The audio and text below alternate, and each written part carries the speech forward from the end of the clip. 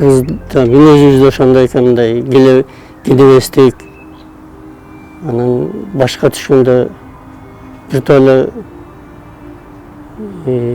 чайпалдык го. Мисалы, мен өзүм эле ушул коронавирустан 3 жакын адамдарымды жоготтум.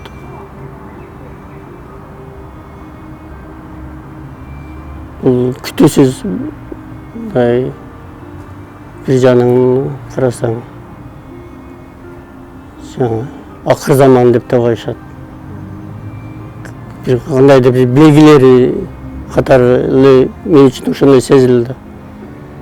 Мен жанагы жакындарымды жоготкондон кийин бизде көбүнчө басымды иммунитетке да коюп жүрбөйбүзбү? Ошондон кийин ал иммунитетке деле көп басым коюп, аны менен деле көп нерсени жеңип кете албайт экенсиң. Себеби мен жанагы менин жаш инилерим болчу. Алар деле бүт эле мындай немеси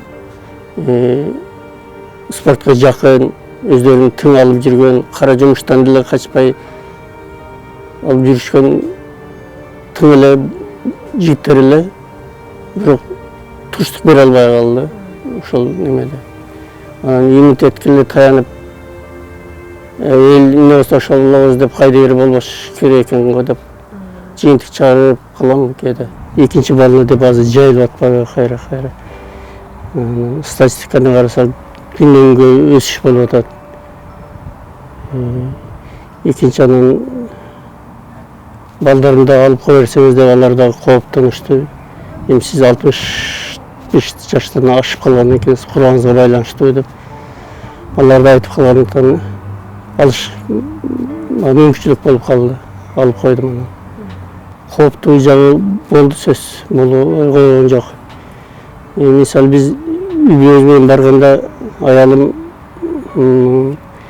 аллергиясы бар экен, ал алган жок. Мен алып калдым. Бир балдарым болсо жашы туура келбей, алар да ала алган жок. Спорттоңуз, Иә. Спорттоңуз. Аялыңыз үчүн аз коркуп атасызбы ошол? Ал үчүн кооп, мени өтө немеден санага түшүп ойлонуп жүрөм, кандай кылсак болот экен. Алып койгон жакшы болот эле. Үй бүлө үчүн дагы, анын өзүнүн ден соолугу үчүн дагы сөзсүз эле кооптуу болду. Себеби азыр кытайский бир товар десең эле баардыгы эле неме тескери астына кетет да. Булардыкы андай мындай деп. Себеби эң Кытайдагы эң жакшысы да Кытайдан чыгат экен, эң начары да Кытайдан чыгат экен. Эми ал ошо акчасына жараша жасап чыгарып кое берип турбайбы. Бирок азыркы күндө булар далилдеп атат өзүнүкүн мындай көп жагынан экономика болобу, башка болобу, жылдан жылга буларда өсүш болуп атпайбы. Бир ой кетти, бизден башка эч ким албайт окшойт. Бизге чейин деле эч ким албаптыр, бизден кийин деле эч ким албай эле калды. Мындай ар кандай кооптуу ойлорго туура келет экенсиң. Бирок алам деп келгенин алып коюнчу башка жол альтернатива жок болгондон кийин алышка туура келди. Бирок алгандан кийин мындай өзгөчөлүк деле сезилген жок эч кандай. Бираз гана оорулашкандай болдум, бирок экинчи күнү уже жумушка чыгып кадимгидей эле. Мындай өзүңө бир аз ишеничтүү да болуп калат экенсиң алгандан кийинчи. Жукпайт. Мындай көп нерсе адамдын ишеничинен эле болот турбайбы? Болду, мен уже көп немеден бир тоскоолдуктан өтүп кеттим дегенде өзүңчө жүрүп калат экенсиң. Ошондой. Бир жагынан элибиздин кайдыгерлиги, экинчи жагынан информациялардын жетишсиздиги.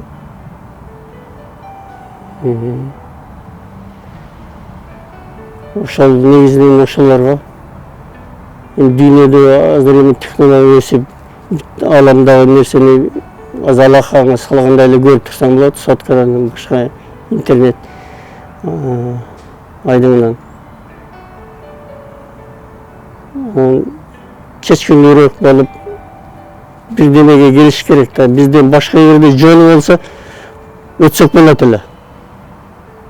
Макул мен менени алып дарыланып жакшы болуп кетем деп.